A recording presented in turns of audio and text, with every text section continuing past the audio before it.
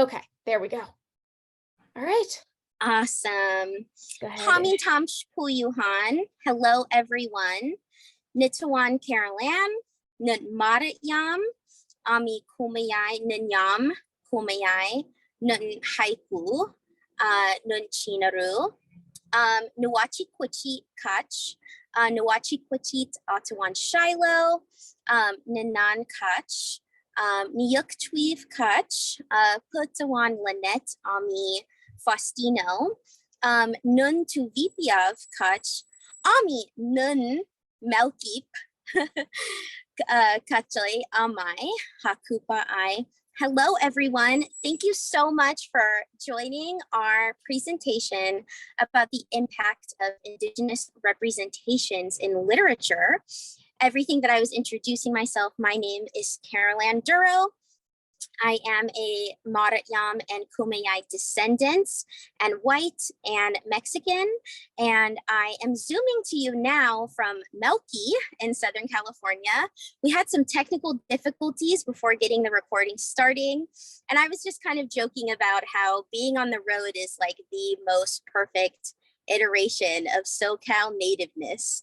And it's funny because I even have classes on Zoom, and a lot of times like my Kumeyaay cousins and I have a Chemehuevi friend, a lot of times we're zooming from the road because we're going from res to res to res. And I was just in Hercarnich in Palm Springs, so thank you everyone for your patience while we figured that all out.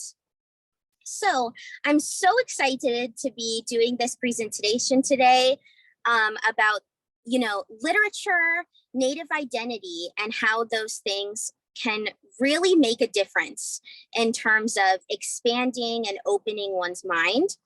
So also, hello, I'm also the founder of Quail Books, and I am also Indian Book Nerd on Instagram.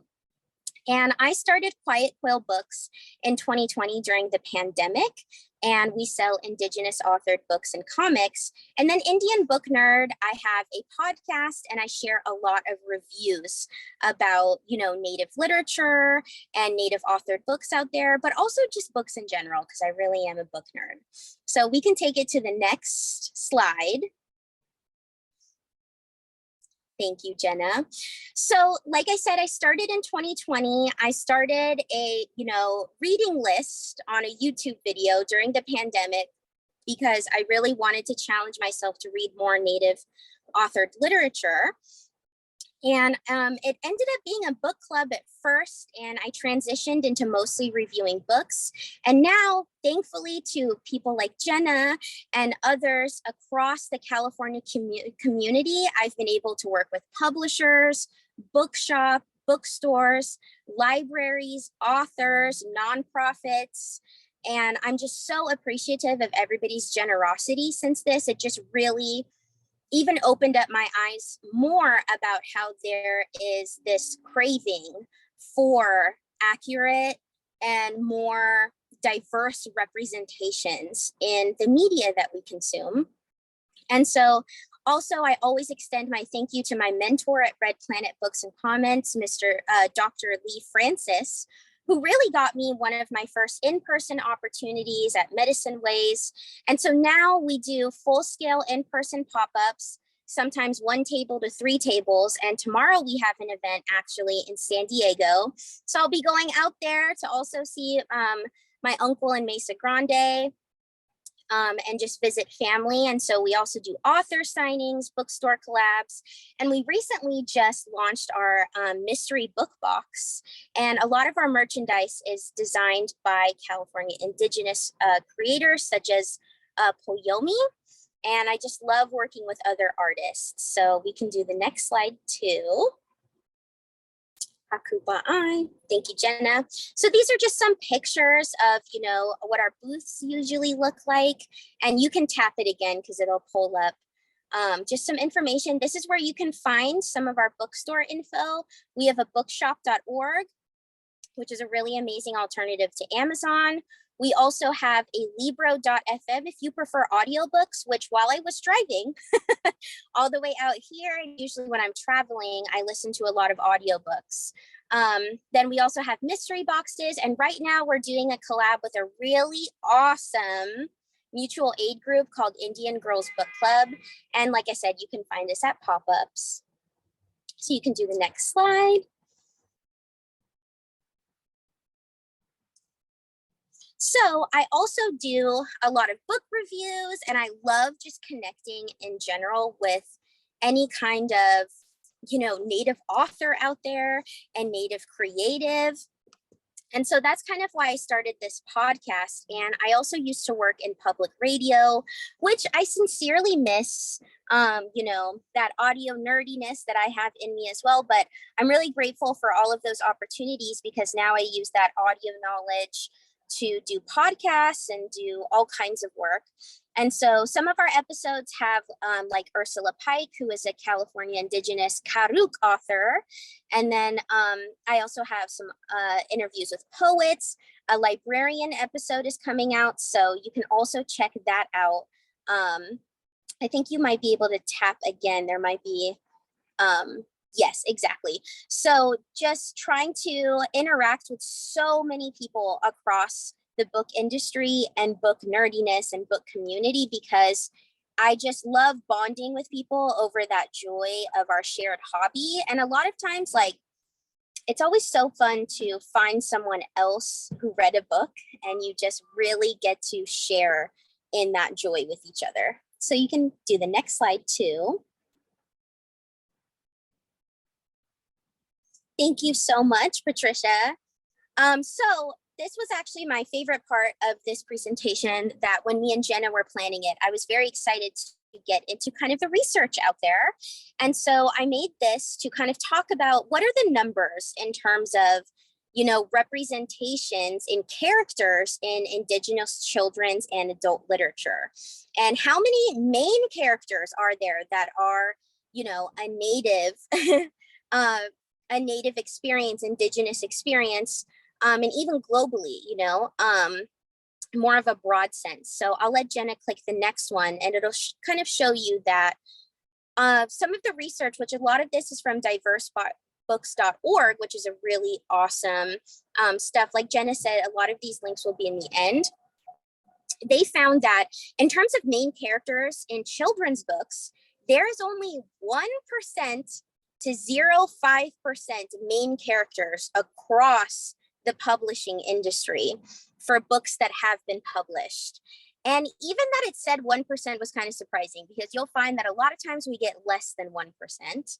So that's in terms of main characters for children's books. And you can click the next one. And in terms of authorship between 2002 and 2015 for children's books, they only found 38 Native authors, that come from tribal communities and are giving a specific tribal experience with a main character, which 38, when you really think about how many books there are out there, is just not a really promising number. So you can click the next one too. And overall, in terms of across literature, this research came from 2019 in adults, young adults, children's, etc. They found that less than 1% Native author for all of these books. And for me, I am just like, well, we could do better than that. And what's been really awesome is that I have been really seeing a shift recently, which I think so many other people are noticing as well. So we can click the next slide.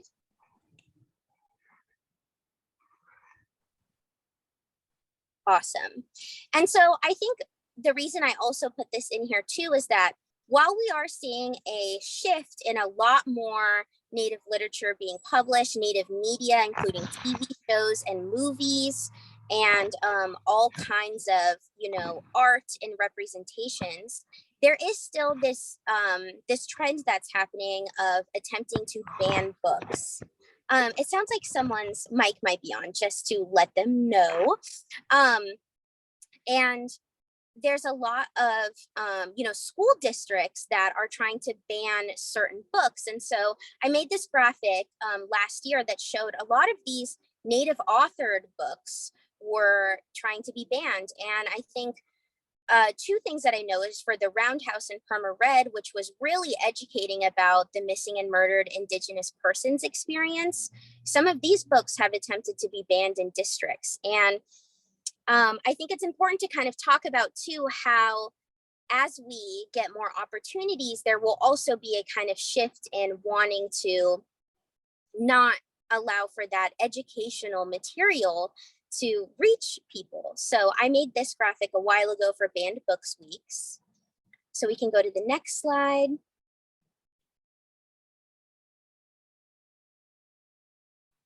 And so at the same time that I am seeing more publishing opportunities for Native books, I've also, and there was a really awesome 2020 New York Times or 2021 New York Times article that was talking about how there's a boom in indie bookstores. And you can click the next one. And there's also been a boom in Native owned bookstores across the United States. So I am just one of so many that I'm so happy to see and support and learn from. And a lot of these are Native owned books, and you can look for some in your specific area. Black Walnut Books is also California Indigenous owned, and it's located in New York.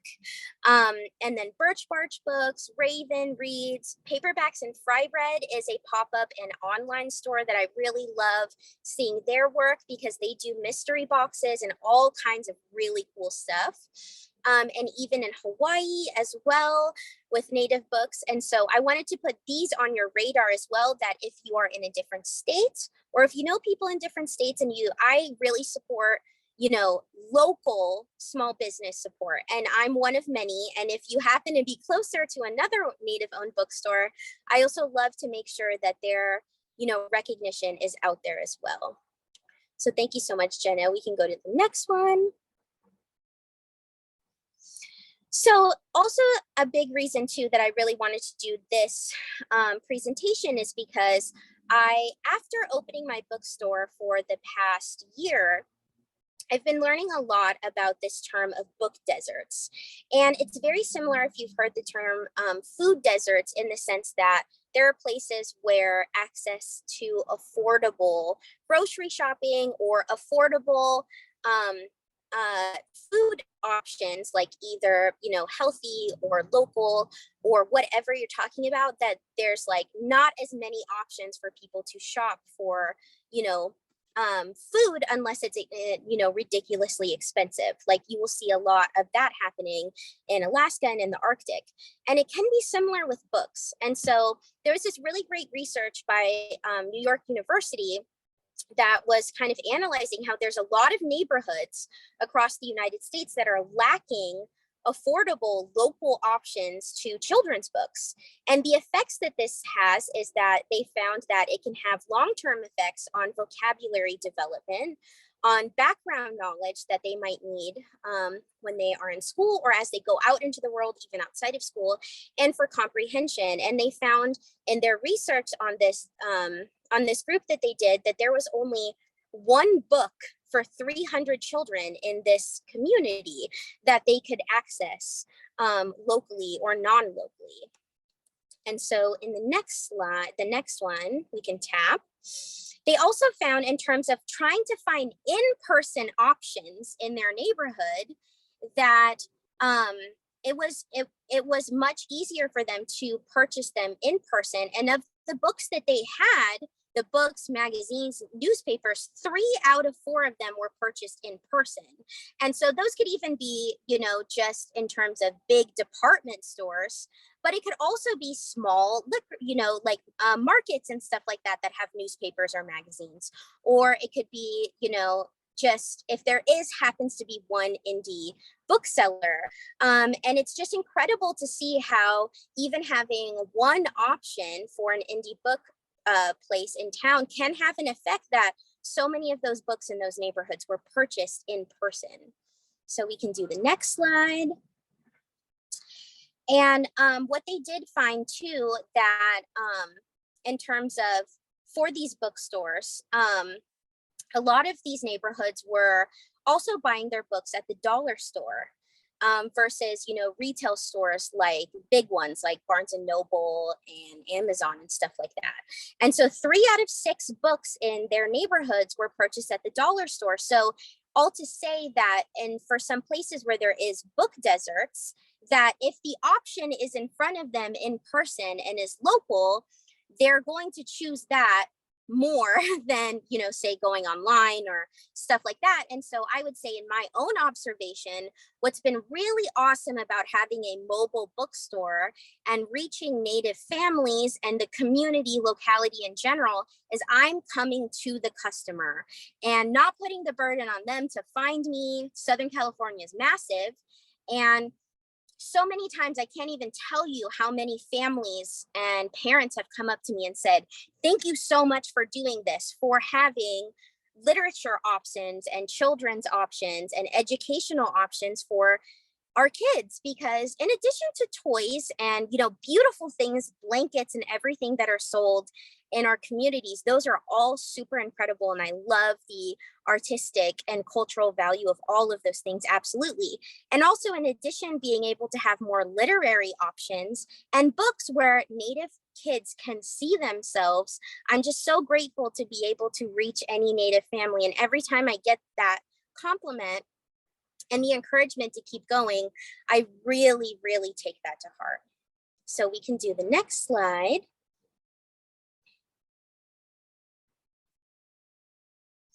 And I will say too, a lot of times, you know, these books are Native authored, and I equally have a lot of customers that are not, you know, Indigenous or happen to come from another background.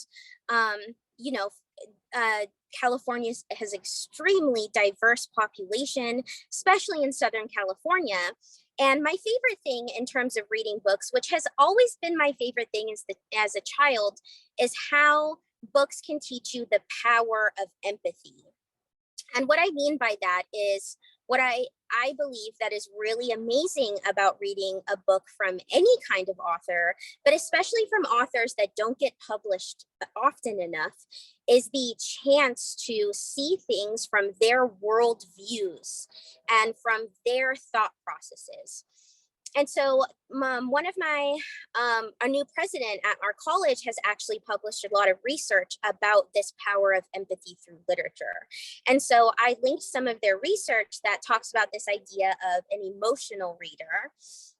And a lot of people, I would call myself an emotional reader, they can develop a strong connection between reading fiction and then perform empathy and perform high on empathy and social acumen tests, meaning that those that read a lot of books by different types of people, after reading and having those experiences, can then, you know, their psychological tests for testing empathy can then score high on those empathy tests and can really see things from another point of view and then rationalize, you know, oh, I can have more empathy for why someone different from me has a different set of choices and a different set of life experiences.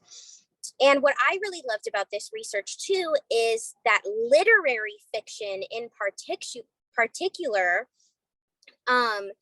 was very highlighting this high empathy test.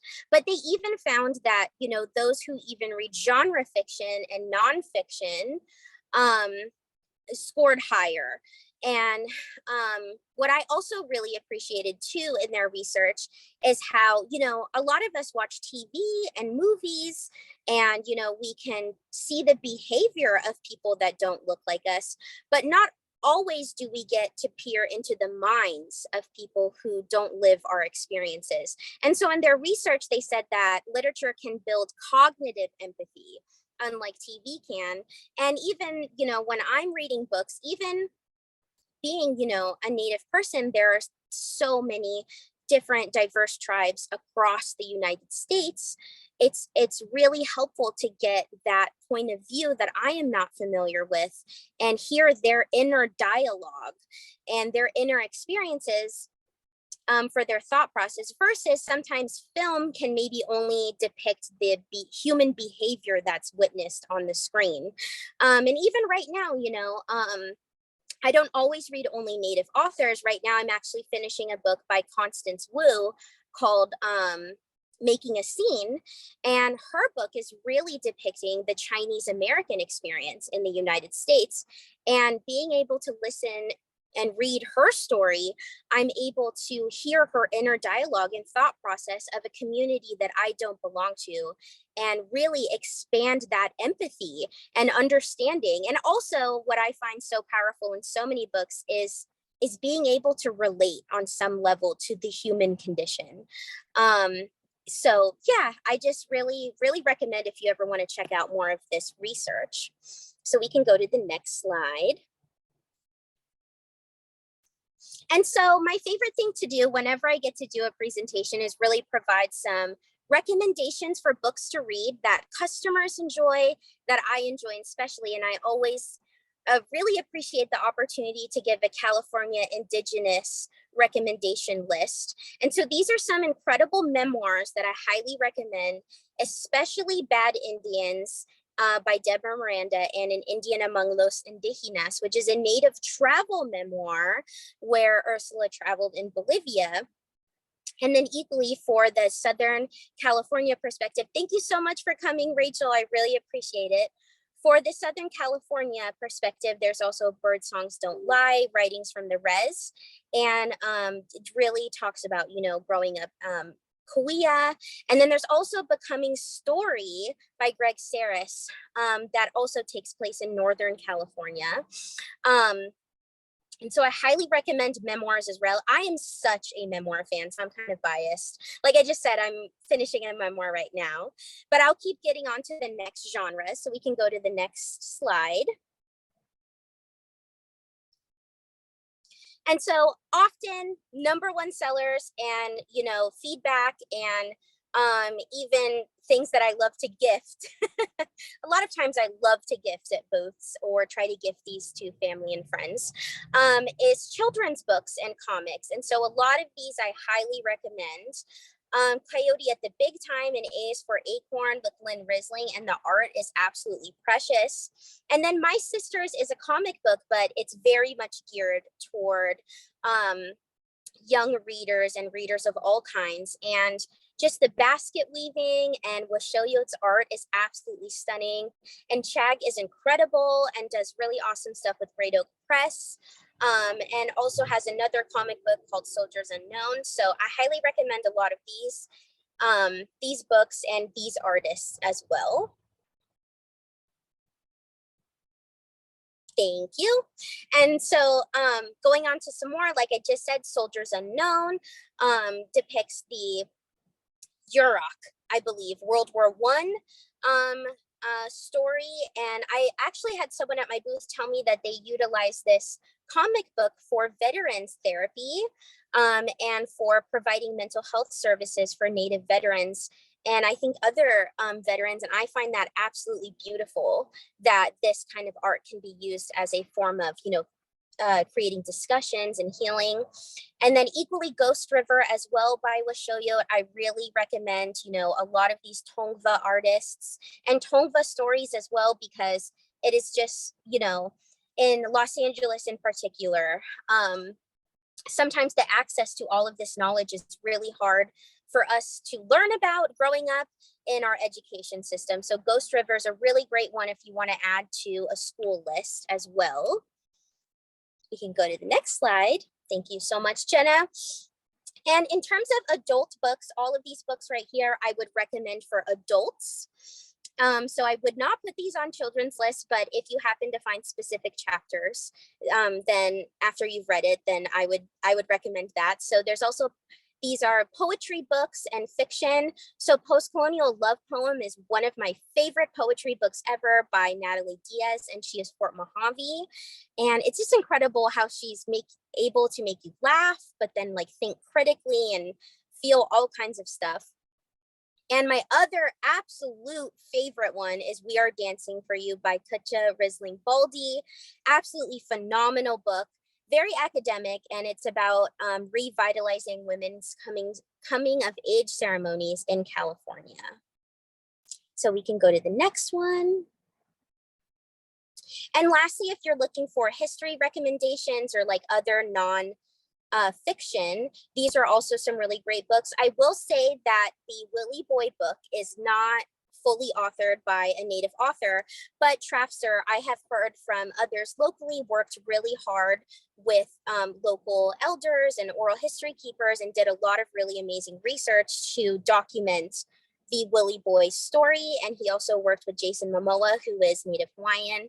And I've heard really incredible things about that book. And my dad read the book and really enjoyed it.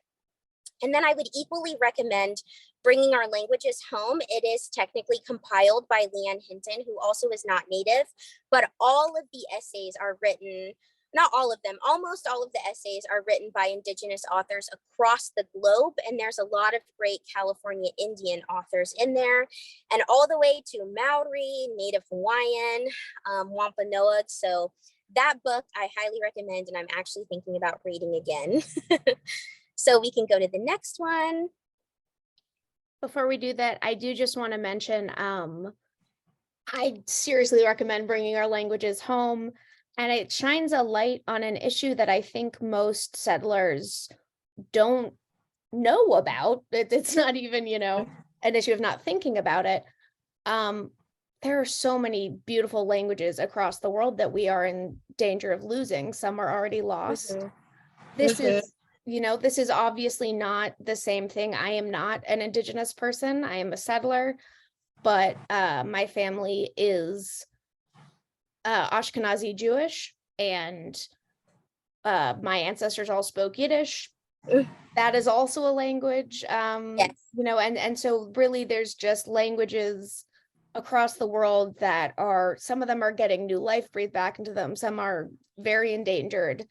I Yes. seriously recommend Bringing Our Languages Home for many reasons. I think it just gives you an entirely new way of viewing the world. Absolutely. I completely agree, Jen, and I'm really grateful that you said that, because as a result of reading this book and learning so much more about language revitalization, there is this is a global context. And so I have a friend also who's working on Yiddish language revitalization.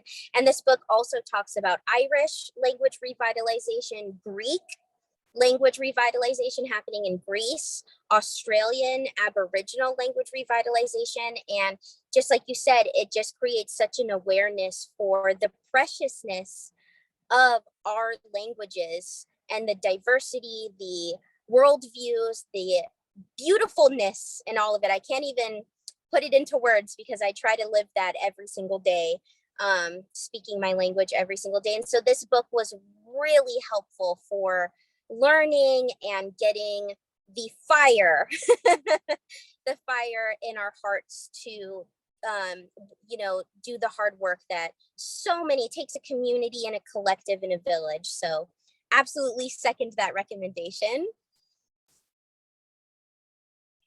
And so also I get a lot of questions about, Native cooking books, and I highly recommend in Native plant books. I highly recommend Cooking the Native Way by the Chia Cafe Collective that is based up north, and then the Ethnobotany Project that is also done here in Southern California. And I just really love like the accessibility in terms of how to create recipes and learn those things, and supporting the elders that contributed to all of this native plant knowledge, compiling all of the native plant knowledge. And so just some of my personal recommendations that are outside California Indigenous authors, because I am a genre reader, definitely. And I love supporting natives in their niche interests that are just so wacky, wild, and fun.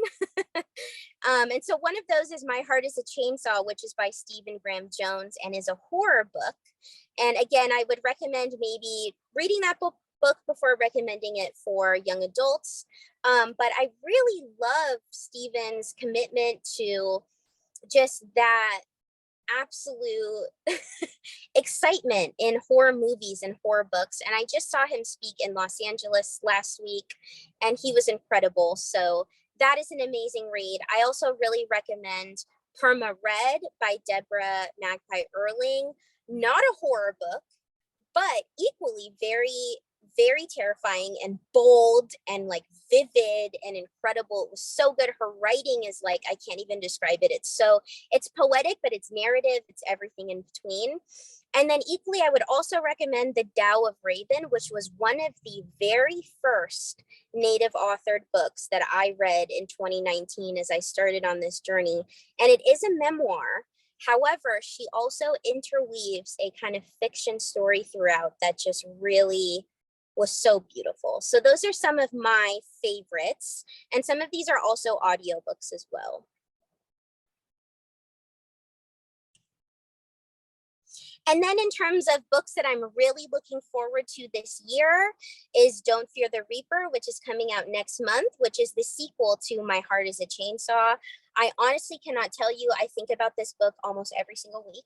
And I can't wait because I just haven't read a volume series in a really long time. And I just am so excited to see Jade's journey and what's next. And then I would also recommend The Lost Journals of Sacagawea, coming out by Deborah Erling. And I believe this is coming out in May. I actually brought it with me because I do have an advanced reader's copy and I'm about a quarter of the way through and it is really, really good. Again, she very much writes towards the experience of missing and murdered Indigenous peoples across the United States. And one thing that I'll say too that I always appreciate about Native authors is there's so many Native authors that I've already showed you, especially in fiction, that really play with time and travel throughout time in their stories. And like The Seed Keeper by Diane Wilson is a really great one, just across generations. And so The Lost Journals has been really awesome to read.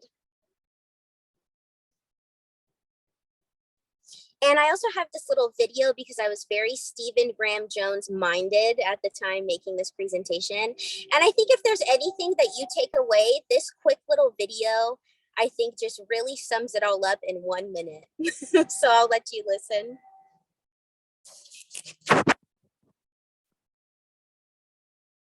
Sorry, is it playing when I played it? Did the volume come up?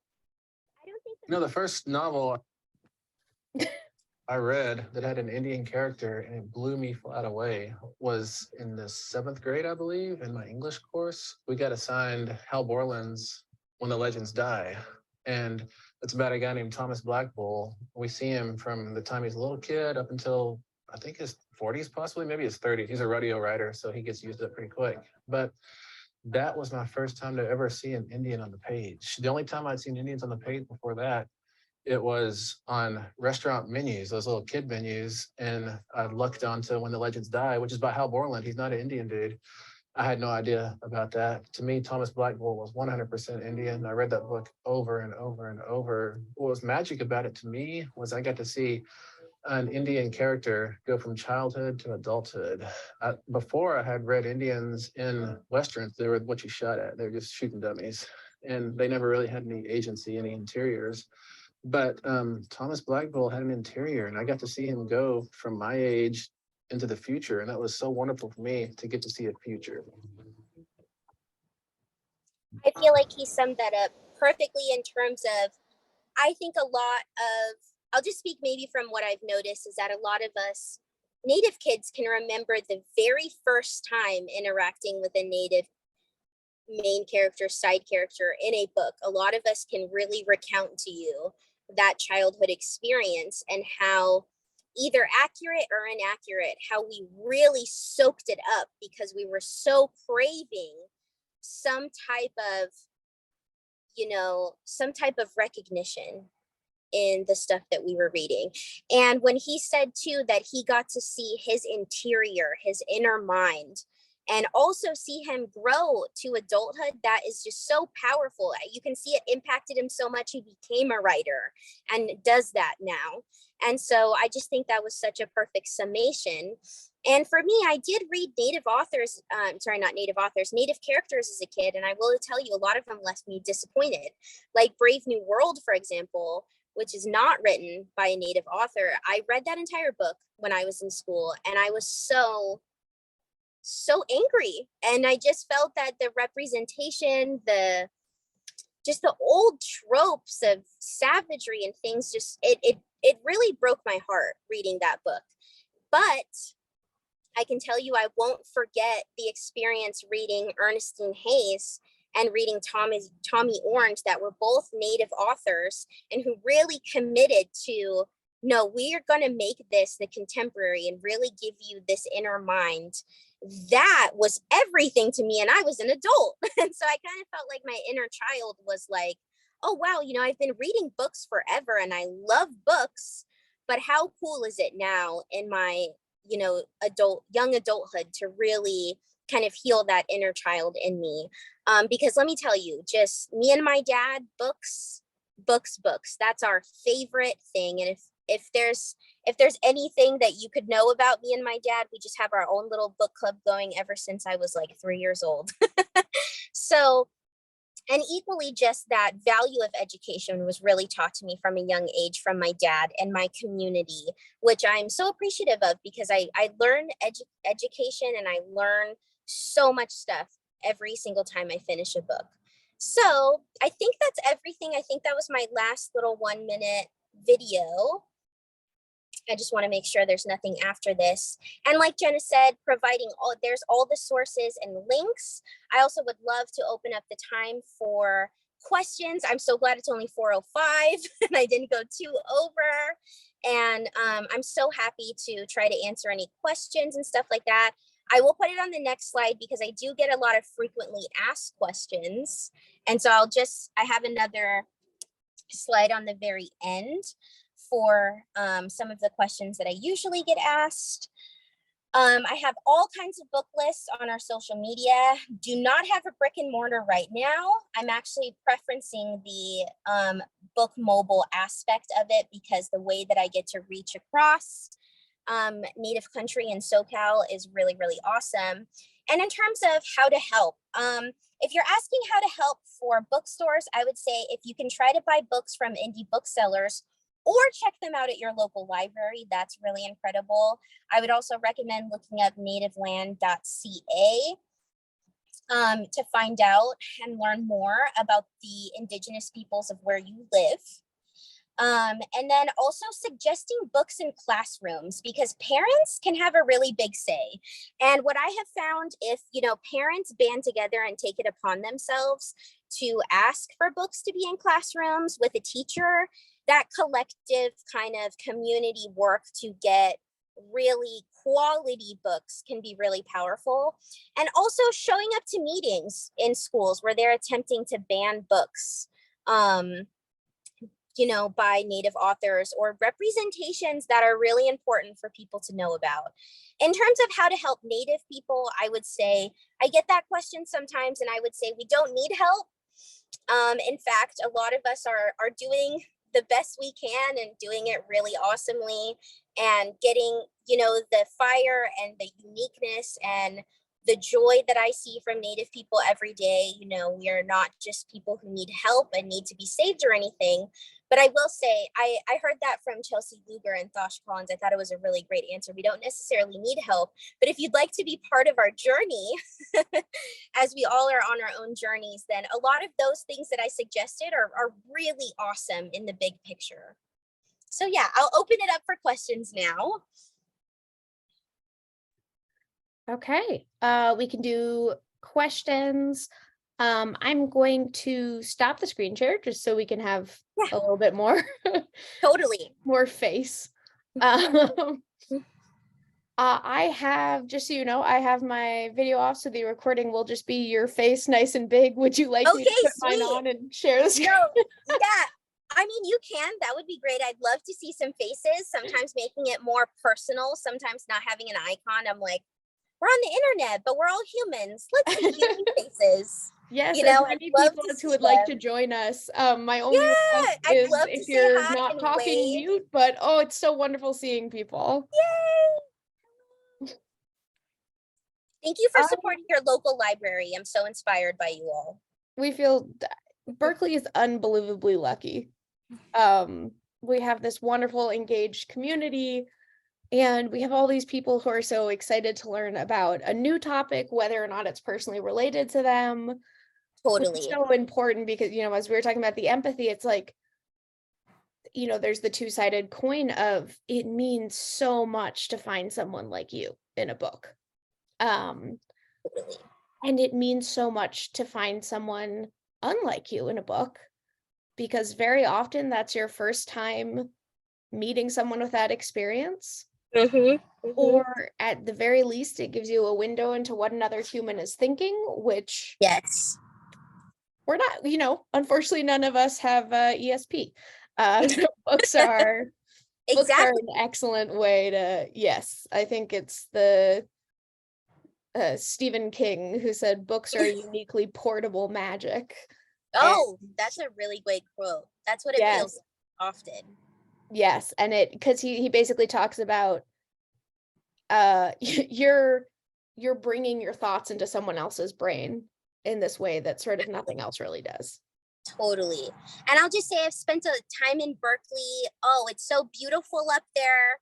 Alone territory, Esalen, LaShawn, etc. So beautiful up there. Heyday is incredible. I know I haven't mentioned it, but so many of those books are from Heyday, and they are one of the biggest reasons that I'm even able to do what I'm doing, because of their commitment to California Indian publishing, and even having SoCal stuff out here. They work with My Elder out here. They're even close by, you know, down here too. So thank you so much. I'll leave it open for questions. I know I talk too much. Well, we kind of invited you to talk, so that is I think true. we're okay with That is it. true. I call myself in Serrano Varavaraniach, Chatty Cathy. Oh, I love that. I love that. Varavaraniach. I also, if it's all right with you, when I put up the other wonderful information you've given us on the BPL webpage, would it be okay in terms of sharing the language? You have taught me some wonderful expressions. Yes, I actually don't really write it all out everywhere. So it's more just, I just kind of speak it and live it. Yeah. I don't really always do translations and stuff. So No, I just, I've, you know, I've picked it up. yeah. We've I emailed appreciate a lot. that. Yeah. Yeah. So yeah, there's not really stuff really to share, but of course. Yeah. Thank you for your support. And I also really appreciate it whenever anybody, you know, speaks back and says kind of stuff that I say a lot, because I live in that land all the time.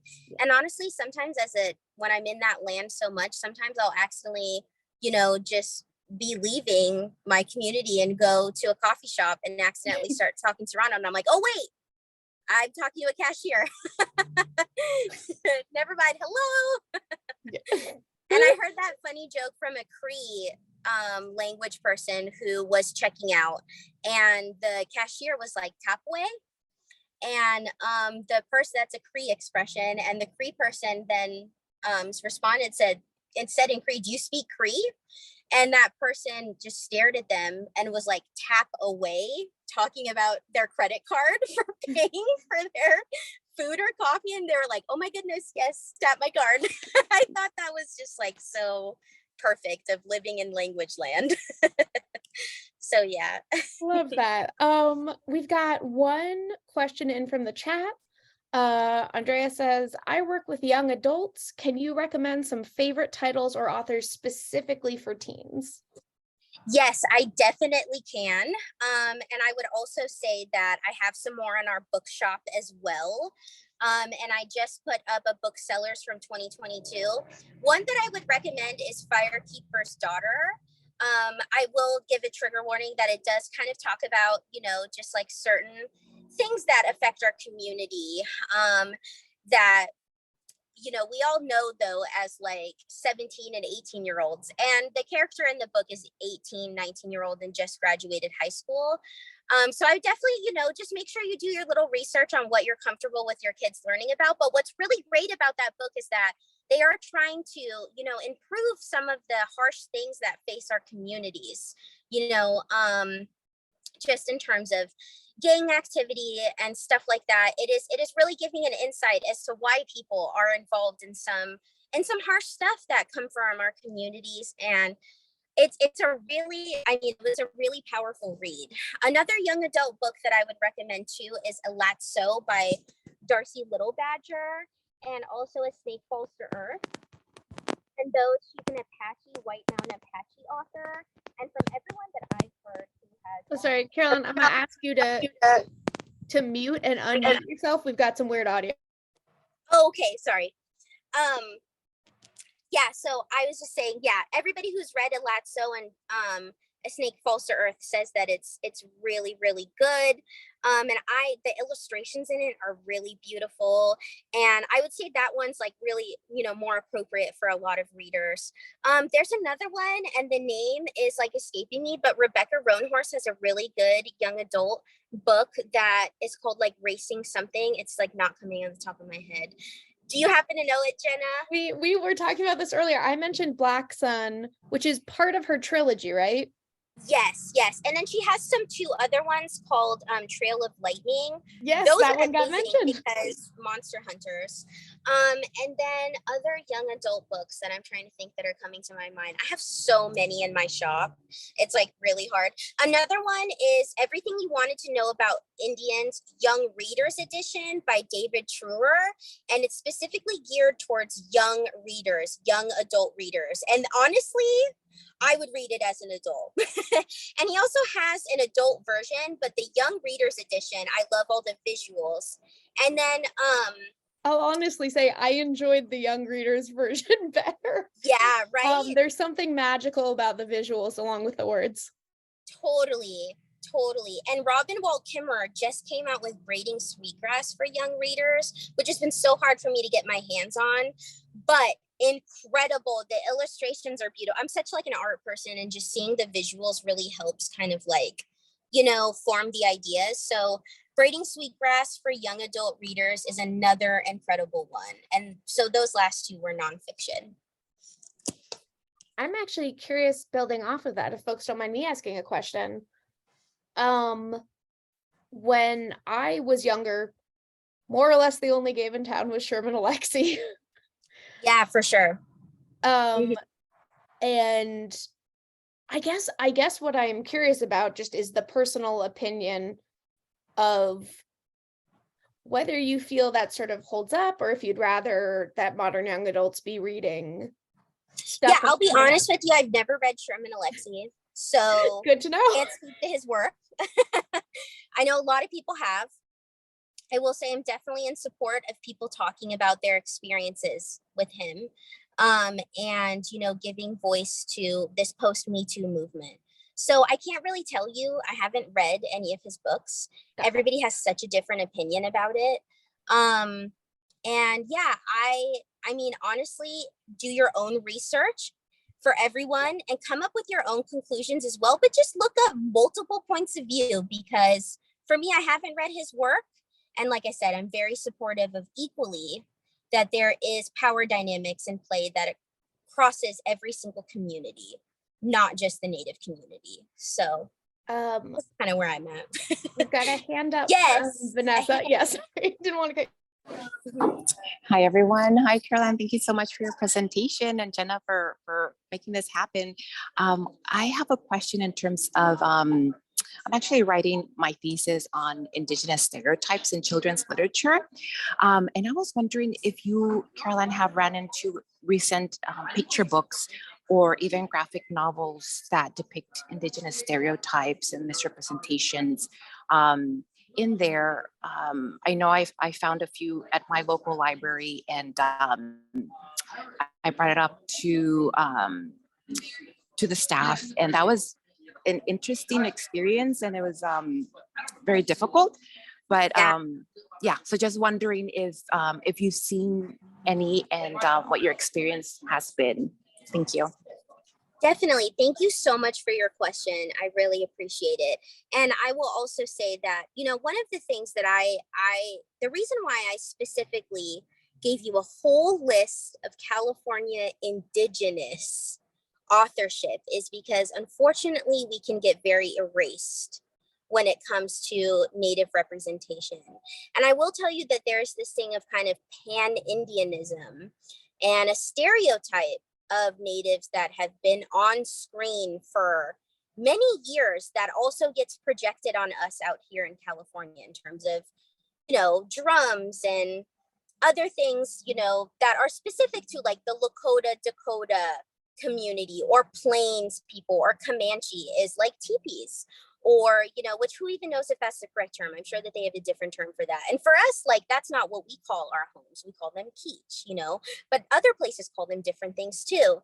And so I will say, in terms of accurate representations, is one of the reasons too that I really wanted to also kind of open my mind up to more of these books, is because there is a unique geography and experience to the 300 to 500 to 600 tribes across the United States, federally and non-federally recognized, and honoring our uniqueness, and that we are not a monolith, and that we are not just kind of a pan-Indian representation, has been one of my favorite things to do. Because, you know, California, again, there's so many tribes across this state.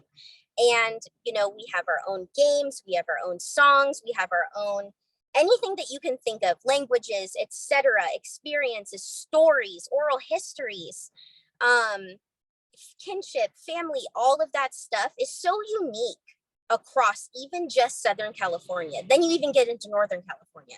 So one of those things that I think that's really important if you are, you know, picking books, especially for a specific geographical location wherever you are, is looking for something, you know, trying to look for things that are specific, especially in California. Because while, again, trust me, I love Res Dogs.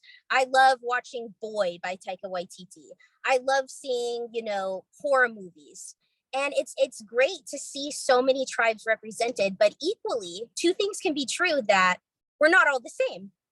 So that's what I kind of think sometimes when it comes to stereotypes and pan-Indianism, is that, you know, California natives have spent so long being erased and being out of the equation, and, you know, not being talked about in our very, very, very specific experiences, that I'm just so excited to like see so many books being offered to talk about those things. Thank you for your question. I appreciated that. Yeah, no, thank you. And I totally agree. And that's part of my, a lot of that, what you shared is going to be part of my thesis, and I have to lecture at school. So my audience is going to be children's writers and authors. So my message, I really want to give them those tools and bring that awareness. Like, this is what, you know, Indigenous stereotypes look like in children's literature and picture books and graphic novels specifically. And so they know how to avoid that and avoid it, so we can protect our children from those harmful stereotypes and misrepresentations. So, so I've been able to. Sorry. Oh, huge. Yeah, no. It's a huge impact. And I mean, I have just wonderful picture books and graphic novels by Indigenous authors. So I wanted to have a few more examples of picture books and graphic novels that do the opposite, just to be able to, you know, break it down and for them so they can see it. And one of my, it's not a book, but I will bring in the Avatar movie to the discussion also, and how that is just, there's so many wrong things with it. But yeah, so just wanted to share. Yeah. Thank you.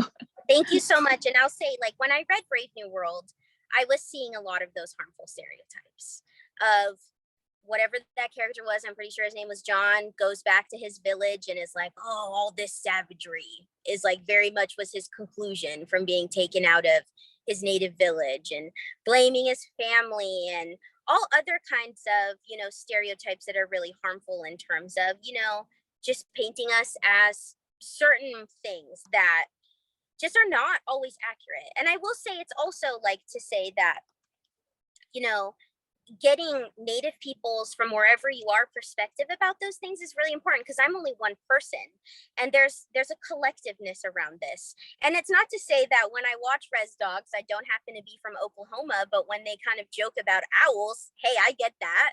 So it's just kind of, like I said, just incorporating the people's in that discussion, in, you know, and doing the research that you can find wherever you are on, like, you know, what do the people in the community that I'm creating this list for kind of, you know, do they have things to say about some of these books and stuff like that. So yeah, all to say that there's so many multiple points of view to include. And the fact that you're caring to do that work is really important, and it matters.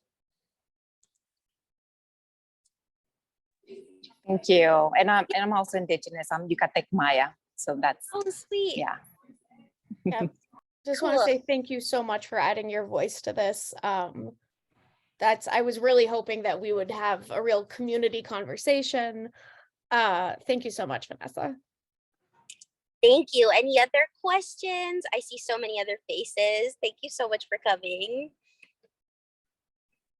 Anyone who'd like to, you can like raise your hand on your video. You can put something Or put it in the chat. chat. I can read the chat. Yes. Oh yeah, you should be able to see the chat.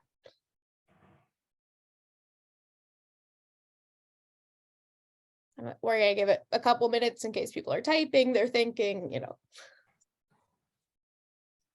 If there's one thing that I can say too, in terms of, you know, the awesome thing about books as well is that we realize we're not all perfect. And I will say that that's one of my favorite things too, reading these books and reading other people's books, is that sometimes we want to do the most perfect representation, but guess what? That doesn't exist because we're human beings. And you're getting an insight into someone's experience, and that experience is complex. We're complex people. And so sometimes I know that, like, in terms of the work that we do can be so caught up in, like, I want to do the 100% best absoluteness in terms of providing, you know, and the thing is that if we shoot for 100%, it can be so terrifying to then get anything done. But if we shoot for 80% or 90% or doing better than when we were a student or when we were a kid, that matters. That 80, 90, 70% trying our hardest to, you know, open up these conversations and dialogues. You're never going to please every single person, unfortunately. And you're never also going to be, and that's also the best part about this, is being brave to start the conversations, being brave to, you know, create a dialogue, being brave to put yourself out there in terms of creating writing and creating art and stuff like that. Because just like Stephen Graham Jones said, you know, it made an impact for him to where he's been writing so many books for so many years, and now he's like one of the best sellers in this community. And he even said, you know, the character that he read wasn't a native author, you know, but it was more accurate. And so I just wanted to say that too, in terms of sometimes of course we can't all be perfect. And that's the really beautiful thing about books, is sometimes you read a book, and especially sometimes you'll read a book by somebody you think is quote unquote like super successful, or like, just like I'm reading with Constance Wu and getting the insight into her experience of like, she's also a human and she's trying her best in terms of ending cycles in our communities for generations. So yeah. I really appreciate you bringing that up, that it's, I guess the word I want for is an iterative process, maybe, that it keeps, yeah. We just keep going forward. We keep going forward, and we keep doing things in community. And the thing is that community work is hard work. Yeah, exactly. Got a wonderful comment in the chat. Yeah. I just want to make sure you see. I do, yes. I'm so grateful that you got that takeaway, and especially too, just like you said, like for teens and young adults, because I will tell you, when I was a teenager, I really had a fervor for reading, and just that's super awesome. Thank you so much for coming and being open to learning about all different types of teen books. And like I said, on our bookshop, we have more young adult books, and I try to keep that updated, and I'm going to try to update it even more to let you know that there's so much out there. And this is definitely something that I don't want to speak for our teen services departments. I don't want to, put them on the spot. For adult, at least, which is the part of the library that I work in, we're we're sort of working to get more and more perspectives on the shelves, especially voices of people who, are generally either silenced or don't have the opportunity to speak. Right. And there's so many power structures related to that. For sure. Yeah. Yeah, so it's just, this is part of basically Berkeley just being like, how do we be better? How do we pass the mic around? How do we get all these important stories? Totally.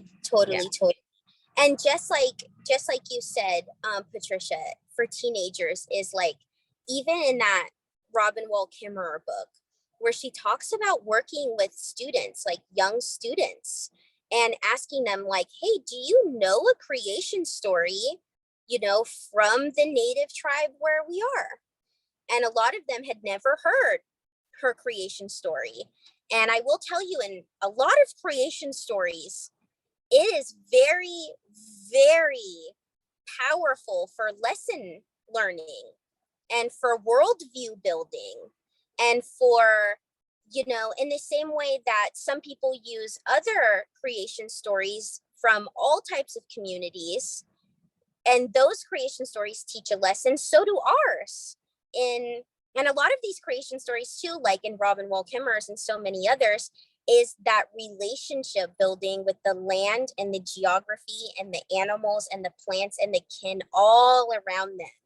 And how she kind of got those students to think about, because I think some of the students were kind of showing a nihilism, like what's the point, like we're all kind of headed towards the end of climate change, and she's all, that's not gonna always be true, in the sense that, sometimes when you descend into that nihilism of like, is this even worth it? That can be freezing, and it ignite that fight, flight, freeze, or fawn, And so she's like, it hasn't always been true that for these 100, 200, 300 years that this thing is there, there's so many other iterations in history of people's living in connection with every single spiritual being around them. So I just am so happy that there's a young readers version for And I love that you brought that up in particular, just because I think part of being a kid or a teenager in the 21st century is that we have these huge crushing global changes, and the most important thing to remember is the world doesn't stand still. The choices that these kids are making right now are gonna improve the world and reconnect to the land and to absolutely what's beyond. And it's just, I love that as part of just one of the philosophies sort of explained in that book. And honestly, the reason that I'm late is because I got to connect with my cousins over a very traditional spirit game last night around the fire. Then I made sure I drove all the way out here so they could dance with us and hear their songs that have been passed down forever. And just so they know, like, your auntie and cousin is there to be with you through all of this. And because I didn't maybe always feel so confident when I was younger, or didn't know that I had a power within me to take it upon myself to do this work. And so just like you said, starting that from a young age, and for teenagers and all the like, it can make an impact. Because I'll even tell you, just me as a kid remembering people who did that for me, I'll never forget. So yeah, that's even why I'm late today, because I'm like, you can do those things, connect with the land, and do the initiative for your kids and young ones around you. They look up to us as role models so much. And not that I'm a perfect role model or anything. Oh man, that's kind of been the whole point. But like you said, perfect role models, this behavior that we believe in terms of changing cycles, ending cycles, starting new cycles, learning and growing. It's really exciting to be a part of. And yes, also one thing I want to say too is I said Indigenous representation, but I wanted to add an S, like representations. Yes. Because of the so many, like I said, just unique tribes. So thank you all for your patience and time. I really appreciate it. It's our pleasure. I think on that note, we are going to wrap up. Yes, thank you for the hearts. I always love these little emoji things that we have. Yes, that's a fun part on Zoom, but then I can never remember in the moment how I do it. All right, there literally is a reactions button. We're good. Yeah.